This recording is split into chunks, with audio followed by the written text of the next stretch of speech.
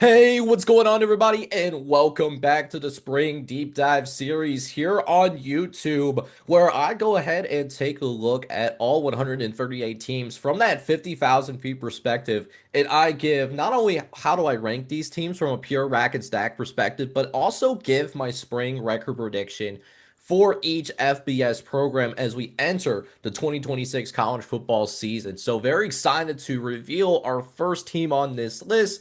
Hopefully, you guys are excited for it as well. If you love the content here on YouTube, make sure you go ahead and hit that like button as well as hit that subscribe button as well if you do happen to be brand new. And one last disclaimer that I do want to throw out because I missed this in the intro video for the Spring Deep Dive series is this is going to look a little bit different compared to my pre-spring rankings that I did with my co-hosts for most of the G6 as well as the Big Ten. Because to be honest with you, as time has gone on, I have changed my opinion on some of these teams. So please understand, this is not what the group consolidated ranking is. This is my personal ranking. So if you have an issue with the rankings, take it out on me. Don't take it out on the rest of my crew members, right? So with that being said, let's go ahead and jump into it with Team 138. And you probably guessed this already because you read the title of this video. It is going to be the UMass Minutemen, and that's not going to be a massive surprise, right? I don't think there is a big surprise that UMass finds itself here on 138, but what I will say is that I do like the overall improvements that they did make to their football team, and so much so that I actually considered somebody else to be my team 138. It was between UMass and a team that we are going to reveal in a future episode where in this case, I went with UMass at 138 because I don't trust the program holistically as much as the next team that I am going to reveal. But it was an actual debate internally in terms of who I'm going to have at 138. And the biggest lie that I think that you can come out and say is that we have in our sport is you are what your record says you are, because not all records are made the same. Having a record with one strength of schedule is different than having the same record or even a better record in a different schedule, right? So you are what your record says you are really actually is true when you're talking about how teams actually are holistically. But in the case of the UMass Minutemen, and to be as nice to them as possible, the UMass Minutemen, who ended up finishing 0-12, and they were the only FBS program last season that did not finish with a single FBS win, they were as bad as what the record says they were, right? So according to Bill Colony's SP Plus rankings that came out this spring, as well as the final SP Plus rankings for the previous college football season. So UMass finished dead last in offense and defense SP Plus when the final SP rankings came out from Bill Connolly at the end of last season. So quintessentially, there is nowhere to go but upward. And to the credit of this coaching staff, I actually am really I think this team overall is going to be an improved football team compared to what we witnessed from the UMass Minutemen in 2025. And that's going to be really critical for this team because what we're seeing as UMass is entering year number 2 from Joe Harrismiak, listen, he is going to come in after not winning a single game in his first year. This is a year where you have to show progress. It's one thing to go 0-12, but if you are retained as a head coach, even though you go 0-12, you have to show progress. And that tangible progress is not only beating the FCS teams, plural, because as you're going to see in the schedule graphic in a little bit, UMass actually does have multiple FCS programs on their schedule. They're not the only ones that did it, but they do have two teams.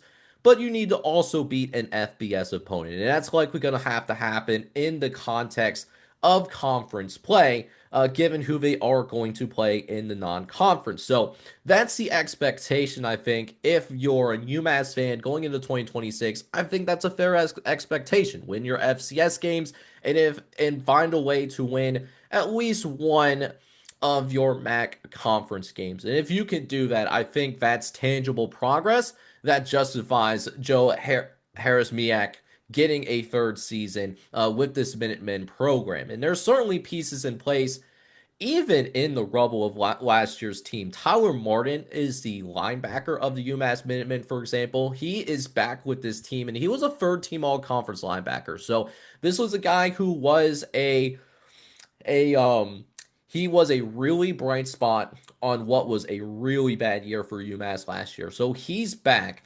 But then coincidentally, offensively, I think there's some interesting offensive pieces in play as well if you're looking at this UMass football team. Quarterback position in particular, a lot of the UMass faithful, they were really excited about William Watson, the transfer out of Virginia Tech, transferring home to play for this Minutemen football team in 2026. But I want to caution you this, RJ Johnson is also transferring in, and he's someone that I think has a real shot of winning the starting quarterback job. Playing for the Florida A&M Rattlers last season, he ended up throwing for over 2,700 yards. He had 2,700 yards of total offense, 21 touchdowns versus just 4 interceptions. So RJ Johnson does come in with the production that I do really like. He's going to have a couple of interesting weapons on the outside as well to possibly throw to. Randall King and Devin Matthews, who are both wide receivers. One transferring in from Campbell, the other one from East Texas A&M. They combined for over 1,300 receiving yards last year in the FCS ranks. And then the defensive side of the ball, I think at least the defensive side of the ball is going to be a push. They do lose Marquez White to SMU, who had 5 sacks for his team last season. And they do also lose Sean Henry to UCF, and that's going to be a tough loss for them to stomach as well. But Zachary Betts was a solid player for St. Francis, PA. He had 5 sacks last season, and Joshua Isaiah transfers in from North Carolina A&T, 5 TFLs, 83 tackles, 40 Aggies in 2025. So you're losing some key production on the defense, but you're at least looking at this team and thinking, hey, maybe there is going to be a push defensively with the offense being better and being showing some resemblance of life. And that's not even to mention some of the dart throw ads that they have on this football team. They did add Joseph Griffin Jr., transfers in from Wisconsin, as well as Andrew DePepe, who is an edge rusher from your defending national champions in the Indiana Hoosiers. Both of those guys are blue chip players who haven't had a lot of playing time yet at the college level, but if you can get something out of them, that is house money. Definitely don't want to guarantee anything because it was to a point where they were such afterthoughts on their previous team that 247 Sports did not even bother to give them a transfer portal ranking, right? So that's something to keep an eye on. They were highly touted in high school. Is some of that still in there? We're going to have to wait and see regarding those two players, but let's go ahead and check in on what I have in terms of how is UMass, how I think they're going to fare in the 2026 football season, right? So this is what their breakdown is going to be. So you can see that not only is UMass coming in at 138 in terms of the team ranking, in terms of how I view each of the football teams on paper, but holistically, UMass does come in as the worst program in the FBS as well from a more holistic standpoint. So a lot to prove. Very little benefit of the doubt given to the UMass Minutemen at this time. But even with them being the worst team in the country in my spring rankings, there is still room for them to win multiple games. I think that we talked about the FCS games. They're hosting both Sacred Heart and Stone Hills. Those are both, while I will not consider them safe wins, they should be favored in both of those games. And I think that UMass could win those games. I would lean to say yes, I think they do win.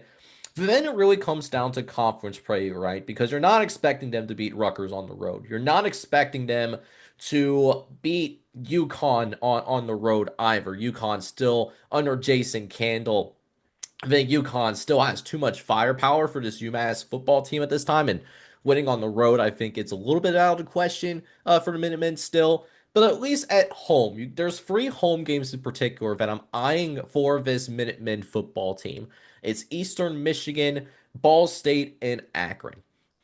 In reality, I actually look at this schedule and I think there's 2 games here out of those three that I think UMass wins. I think Akron is a vulnerable opponent for UMass in 2026, and then ditto to Ball State, because Ball State in its own right hasn't necessarily proven yet under its coaching staff. Their head coach entering year number 2 as well. They have not proven that they can win on the road consistently. So those are the three games that I'm eyeing. Eastern Michigan also doesn't have a ton of talent either. If Chris Creighton has an off day in terms of his coaching ability, because I've talked on the channel multiple times how much I like Chris Creighton as a head coach, but if he has an off day in terms of the X's and O's and managing the flow of the game, that could be a game that Eastern Michigan could seize victory from as well. So that's how I got to the record that I have. I think there's a 5-7 ceiling here for UMass. So I still think that this team is probably about a year away from having any expectation from going to a bowl game. But I do think that there is room to say that this team is trending in the right direction. And with the MAC being one of the weaker colleges in college football, that does lend them to more winnable games and maybe your average team that would be down in the bottom of the barrel in FBS football. And so I think 4-8 is reasonable, but it's also acknowledging that, hey, because this is the worst team in the FBS, we can't assume that just because they have multiple FCS teams on their schedule that they're going to automatically win games. They're, again, still a year away from saying that type of opponent is a safe win. So I am acknowledging that UMass at this time is going to have a floor, and there is a worst case scenario where, again, this team does not finish with a single win. And if that were to happen, or maybe they just split the FCS games and they don't do anything else in whether it's conference play or in the rest of non-conference, then there's going to have to be some hard conversations about whether Joe Harrismiak is he someone that is fit to be a head coach at the FBS level. So we'll see if that progress is there, but that does wrap up the 50,000 foot perspective of the UMass Minutemen as they come in as my number 138 team in the nation. Let me know what you guys think down in the comments section. Team number 137 is going to be revealed in the next episode, but in the meantime, hopefully you guys enjoyed this 50,000 foot perspective on the UMass Minutemen. If you did, make sure you hit that like button, hit that subscribe button as well if you do have to be brand new, as this is Jake from College Football Red Zone signing off. Hope you guys are all out there having a good one. Take care, everybody.